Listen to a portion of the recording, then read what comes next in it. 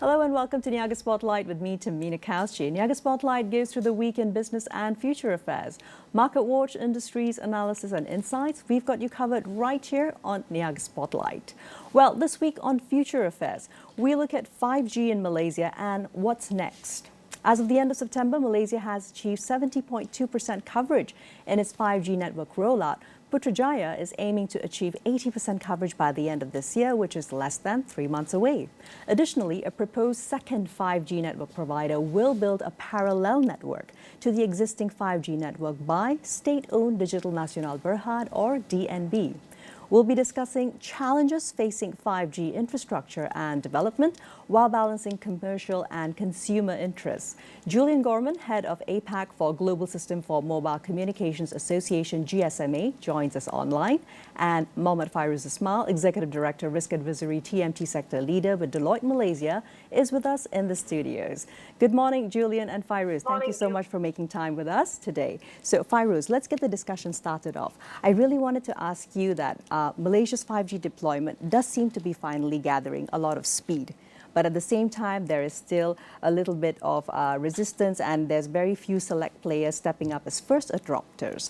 Let's break down what the financial viability appears to be insofar of the existing 5G network. Yeah, thank you, Julian. Right. Firstly, we need to recap the initiation of DNB, where they started 2 years back, right? And the golden share of 35% is held by the financial ministry, right? And then the remaining of 65% is shared across the telco service provider. And as we're speaking, DNB is still the sole holder spectrum of a 5G license, right? So in terms of a financial viability, we are much foresee that the impact of NTTB role and model. So how the model of NTTB will make an impact for the financial viability. And the cost of the spending of 16.5 billion, right, is really concerns, whereby we can see that it's a very optimized right now, and they are, the NB has deployed 70.2% of the coverage across Malaysia. So how the model of NTTB is a question right now, right? Exactly. So when it comes to the viability itself, looking at what is currently happening, do you feel that the allocations that were made, particularly in Budget 2024, point towards something more favorable, Fairuz? Yeah, I can see there is a positive in terms of the budget, especially when we talk about the coverage of populated area, COPA. It's not only the measurement of successful or deployment of 5G. We also have to see that, in terms of the 5G versatility, it's not about the coverage, about the quality, about the resiliency. So that's how we need to assess, and the budget, is require a very detailed analysis. Yeah. Mm-hmm. Thank you for that. Thanks for setting the tone.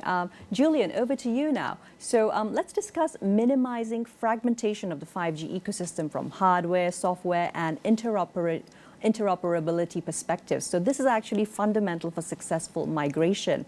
In your opinion, what factors can help to overcome Malaysia's specific challenges in the area? Well, I think to be clear about fragmentation, I mean, the globe converged on 4G, a single standard. So in actual fact, from a user point of view, fragmentation is not that big an issue. Obviously, on the network side, there is work around open standards, open networking, which means that not all network equipment works together with each other. But that is actually the purpose of open networking, is to move towards that potential. From a customer point of view, on the fragmentation, obviously customers might have older generation handsets. But I think you'll find, most high-end handsets now come compatible with 5G, although it is it is important to remember that 5G uses a number of different bands of spectrum, and devices still be provisioned with the more popular bands, and that as countries evolve with 5G, you might see handsets include more bands. As people who remember 3G would be familiar with that sort of timing. And what you see mostly at that point is really around millimetre wave, but that's still an ecosystem in development. And so from a customer point of view, I think, there is, I think I heard the Minister say there's around 7 million installed 5G handsets in Malaysia, which is around 3 times the number of people who are subscribing to 5G. So I think while device cost and access and device turnover and life cycles are factors, from a customer point of view, it's not really about fragmentation in helping consumers move to 5G. All right. Thank you very much for that, Julian. Could I also continue by asking you how you feel the Malaysian ecosystem and landscape of 5G is doing in comparison to, of course, other upcoming and neighboring players in the ASEAN sector? Sure. I mean, there's a lot of effort being put in Malaysia. Everyone from the mobile operators through to Ericsson and vendors and even potential vendors for future network partners. I think that the biggest constraint really is the tone in the market. Small business, enterprise, and even consumers may be hesitant about jumping into 5G because of the ongoing transition period. I think once that is finalised, you'll see a more enthusiastic participation. And if I compare that to other markets in the region, I think that's the big difference. Singapore is obviously a number of years into their 5G journey, and they're investing, and there's a very positive sentiment about that. I mean, I'm in India. India Mobile Congress kicks off today. They launched 12 months ago. They've just passed 120 million customers, and the tone in the market is very positive about private networks transforming enterprise. But that's not without saying that the mobile operators are still concerned about how they monetize 5G, but the ecosystem is very vibrant and very energetic. And I think that's the challenge for Malaysia, is to get the energy into the ecosystem.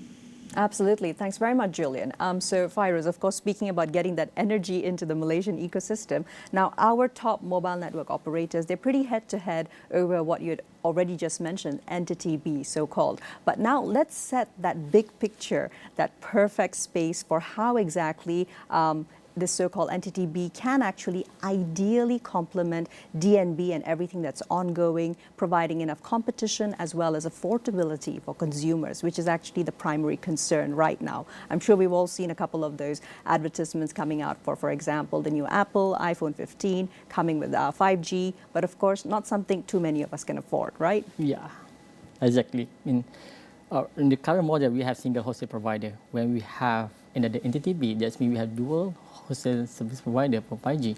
So it will change the landscape of 5G in Malaysia, right? So if you look at it from the perspective of Entity B, I mean, what we can do here, I mean, the telco service provider is really depending on the model of Entity B. How is the model, what the role of the Entity B? So it's very uncertainty right now, whereby if there is Entity B, so the competitiveness, whether it can be a breaking or the competitiveness, or whether we will have improvement in our network, is really depending on the Entity B role and the model. Mm-hmm. Yeah. And what would be the most ideal way to actually set it out? And is there still time at this fairly late stage whereby it's already broken within the industry, the buzz is all around the news? Yeah. We can see that Entity B is complementary for a current service provider, right? So when we have an Entity A, which is DNB, they have rolled out almost 70%, right? And 80% towards the end of the year. It's a good progress. And we have Entity B. So what the focus on Entity B may be, perhaps that they can focus on the rural area to coverage on the East Malaysia or in the peninsula, whereby they also can have the same model, and they can have redundancy in terms of the coverage of two entity A and Entity B. So telco have the option, to have a network resiliency. That's number one. And in terms of competitiveness, I mean, we talk about the commercial price in terms of wholesale, right? So when there's Entity B, so the benefits be from the consumer side, where they can have better price, right? Yeah. So definitely speaking about affordability, we'll dig a little bit deeper on, of course, equity and coverage, but a little later. Julian, coming back, now with 5G also comes, of course, the increasing need for data protection, cybersecurity issues. So how can consumer and data protection be prioritized, especially beyond Malaysian borders? And we've, of course, seen a lot of issues happen in the most recent times, the past 2-3 years, when it comes to cyber crimes in the Malaysian landscape. I think we say an increasing need for data protection. It's always been an imperative of the mobile industry to protect the data of the consumers. And, in most countries, including Malaysia, there is regulations around the control and use of data of which mobile operators must comply. I think the thing is, as we move to 5G, the amount of data we're putting on the networks and that's available online, and also the size of the network, the attack surface of the network increases significantly.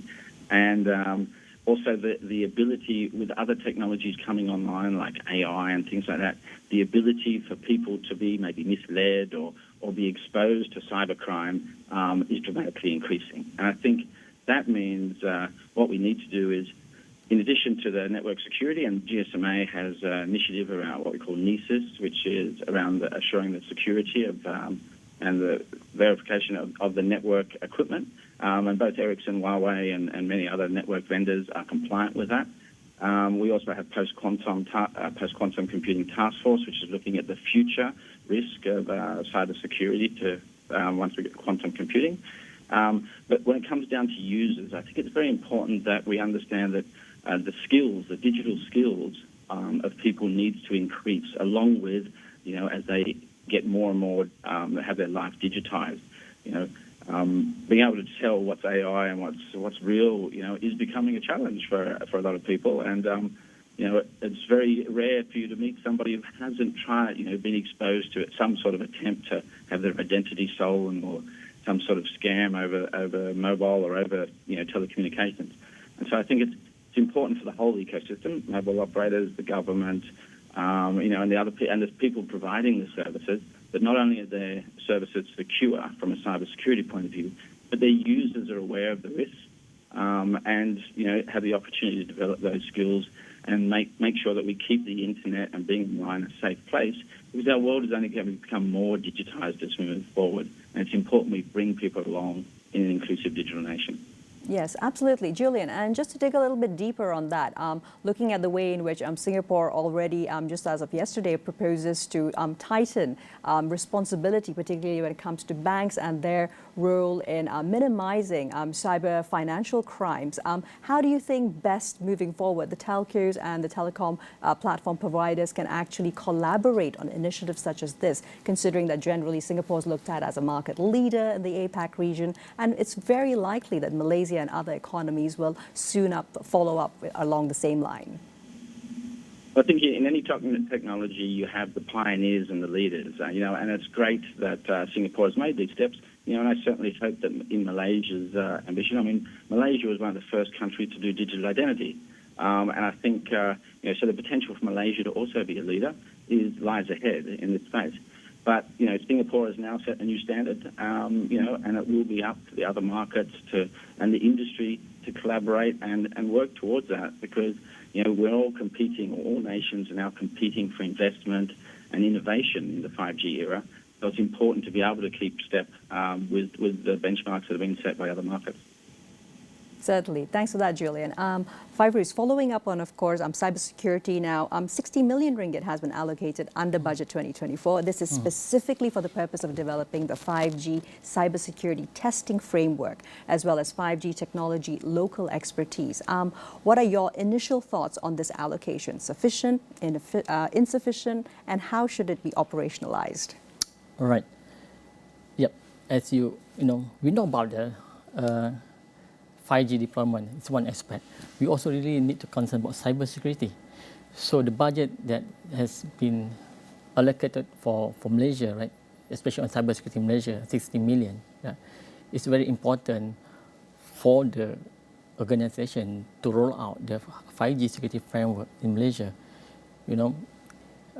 This is very important to have 5G security framework. It's not only to have the framework, but we need also think about how to enforce it to other telco, right? and how to govern it, and how the telco operator can comply with all this framework.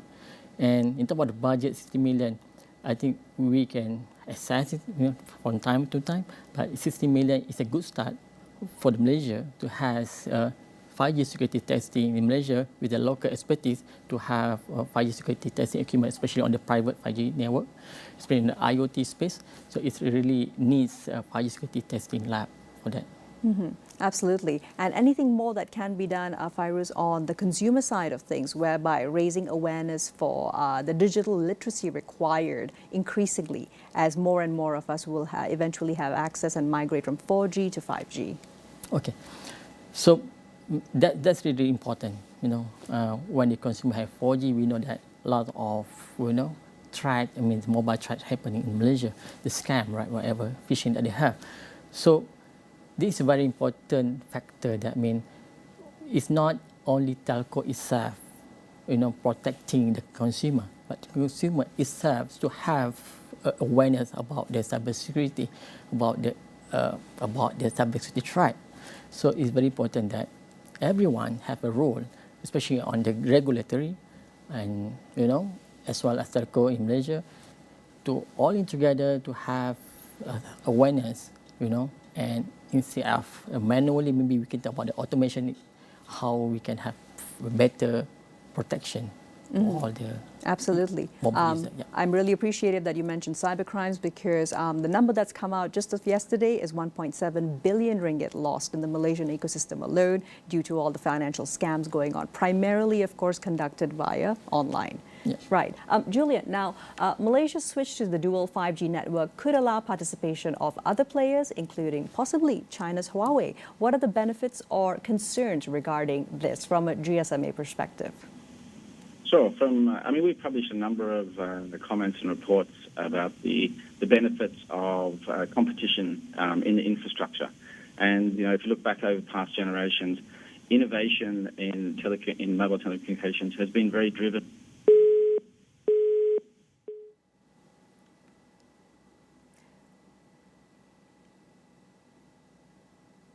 Allow us to continue with Fairuz in the studios as we attempt to reconnect, of course, with Julian over there. So continuing on, Fairuz, I'll throw the question to you as well. So there is a possibility that other telecom vendors, perhaps those even coming from China, would be able to take over perhaps as part of the Entity B rollout. What are your perspectives on some of the advantage versus disadvantages for that?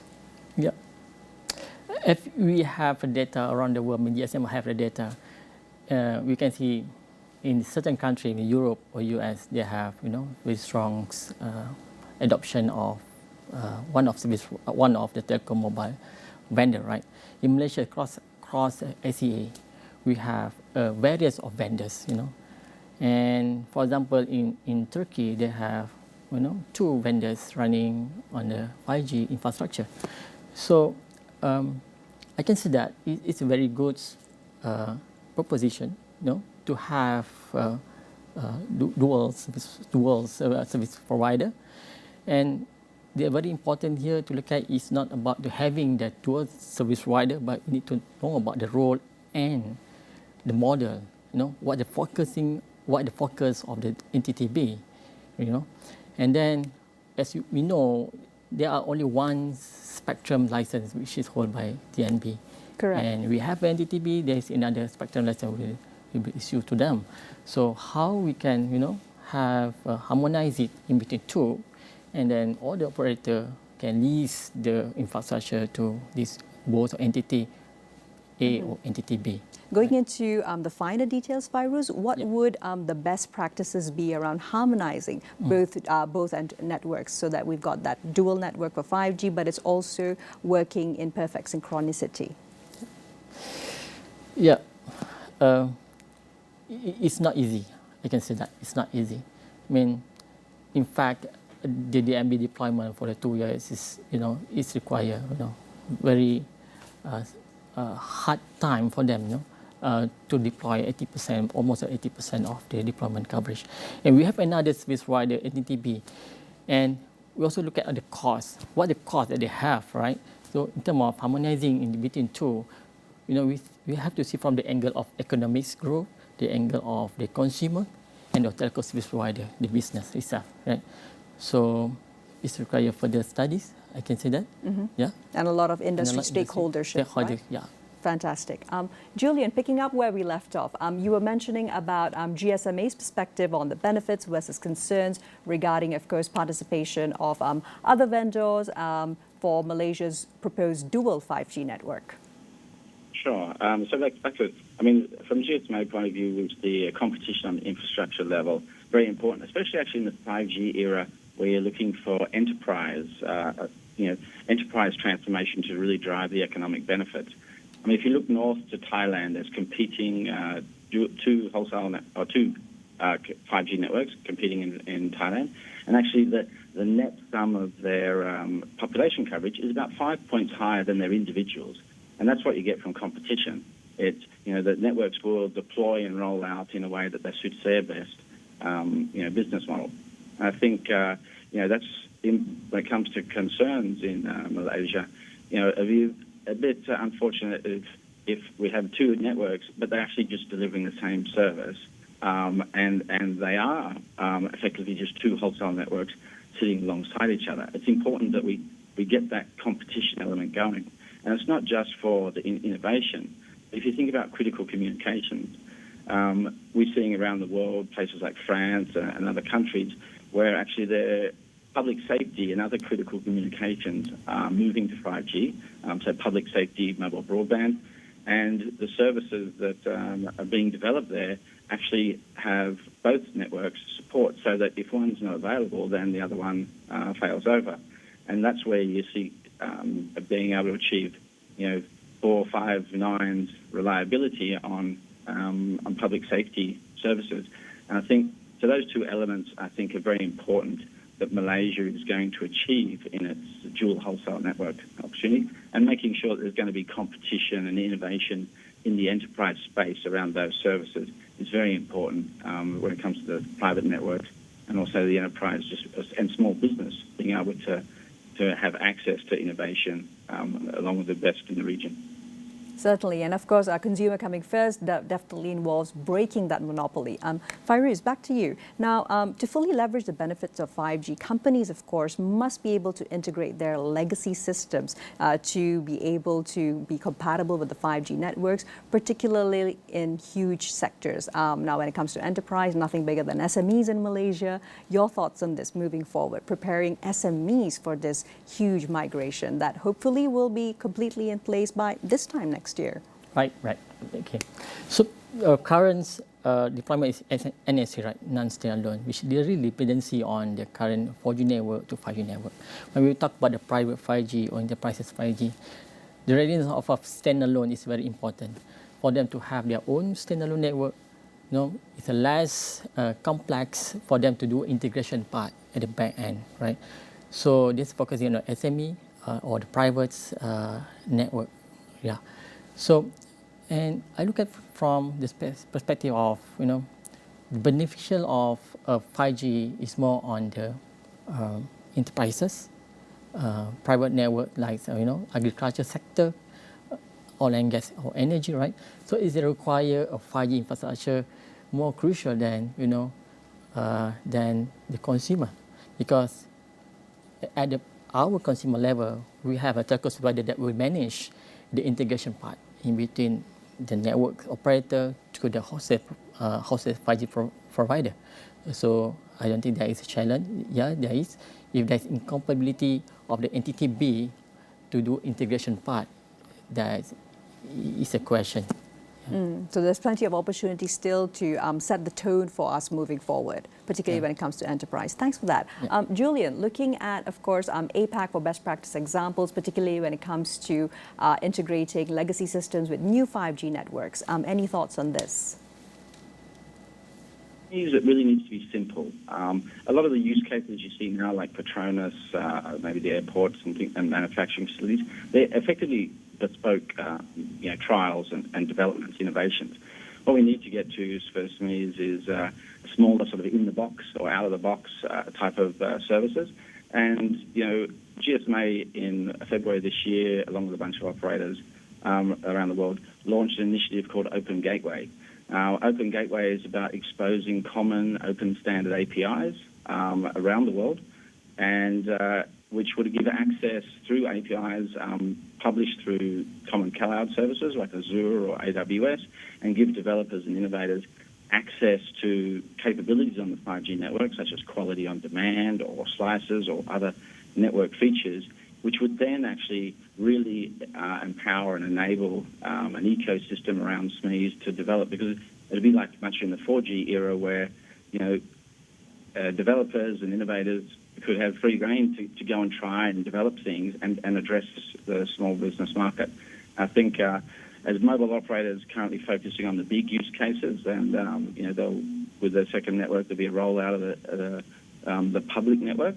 The challenge will be is making sure that those APIs are published. And I mean, the good thing there is Axiata is one of our champion operators in leading that Open Gateway initiative, and we look forward to those APIs being made available in the coming years in Malaysia to help accelerate small business usage of the 5G network. Certainly. Thanks so much for highlighting that, Julian. Fairuz, now digging deeper into, of course, the issue of equitable coverage, let's look in particularly when it comes to connectivity and reliability challenges in more rural areas. We're talking about, of course, East Malaysia, Sabah and Sarawak, but at the same time also talking about our northern states, also talking about our East Coast. Right. So the challenge now is, we want to talk about the 5G development, challenge is about the fiberization. The coverage of fiberization in a certain place, we so-called it a rural area, right? It's very challenging to have, for example, in the East Coast of Malaysia, or from East Malaysia, for example, right? Is have a lot of challenge because of the geographical. Yes, the landscape itself. The landscape itself, the terrain. So I think we need to solve that, the fiberization issue, the coverage. And then when we talk about to bring up the deployment of 5G, there are a lot of, the parties involved, to get the approval of, deploy in one place to another place, right? It will take some time. But when we talk about the deployment of 5G coverage, I think what we can have in the current Malaysia landscape, right? In Malaysia, I think we have a lot of telco provider, fiberization. Sure. Yeah. And for the northern region, we can see that in the early October, early of this year, we can see a lot of northern region in Malaysia has a coverage 5G already. So that means it's a lot of improvement we can see from the initiative from the government or from the Tier 1 ISP in Malaysia, right? And I think that's a good start, to have those coverage. And now, and we're focusing on the East Malaysia, I think that's a big challenge, how and the local player over there to roll out the fiberization along the geographical or the landscape as fast as possible. Correct. I mean, we've even got a 4.6 billion ringgit allocation under Jendela so far, just for Sarawak alone. Just looking at figures-wise, do you feel that is sufficient to ensure the uptake of reliable 5G across the state? Yeah, I don't have data in terms of the budget allocated to Sarawak, but I know that, when there is a budget, there is a lot of cost involved in order to deploy building of the telecom structures as well. Yeah. So I think what we can do here, they need to assess from time to time, the budget and to assess what they have deployed currently and what's the gap in between, the budget from the allocated to the current coverage that they have. Mm-hmm. Yeah. Exactly, so that they can actually be updates from time to time rather than just looking at it towards the outcomes. Yeah. Right. Julian, let's look quickly now at 5G infrastructure in Malaysia, which can also be harnessed for boosting productivity, industries such as healthcare, transportation, agriculture, manufacturing. A few thoughts on this, and what would this look like on the ground once 5G would be fully operational? Sure. To us, in the short term, towards the end of the decade, actually the bulk of the economic impact of 5G is expected to be in the enterprise sector, around things like manufacturing, agriculture. We see by the end of the decade across Asia Pacific, 5G will add about 130 billion in benefits, with the bulk of that coming from productivity, and most of that more than 40% of that in the services sector, followed by manufacturing around 34, 35. Agriculture is significant, still in the single sort of digits, but the thing about agriculture would be focused in areas of expertise. Malaysia has world leadership in a number of agriculture sectors, such as palm oil and things, and so I think there's great opportunity for innovation to happen there. And what that might look like is drones doing micro fertilizing or micro nutrients to the different crops, being able to address pests and things at the micro level. That's a great example. Remote control of very large tracts of agriculture. Of course, that does require 5G to be in the agricultural area, which is not necessarily about population coverage. And that then again goes back to the competing infrastructure to make sure that people are incentivized or that there's an opportunity there for operators or networks to provide coverage where the economic benefit can be realized. And I think that's an important step to keep in mind with 5G in Malaysia is actually the innovation is about making sure the coverage and the performance is where it's needed to support the transformation. Definitely. Thank you very much for that, Julian. And particularly considering, of course, the increasing prices of food, even before 2030, just 6 short years away, this is going to become an extremely important part of the nation's food security too. Thank you for that, Julian, head of APAC for GSMA, as well as, of course, Fairuz Ismail from Deloitte joining us. This has been Niaga Spotlight with me, Tamina Kowsji. Today, of course, we discuss 5G in Malaysia and what's next. We'll see you next Friday with more business analysis and insights. Here's to a productive week ahead. So we're just in the back.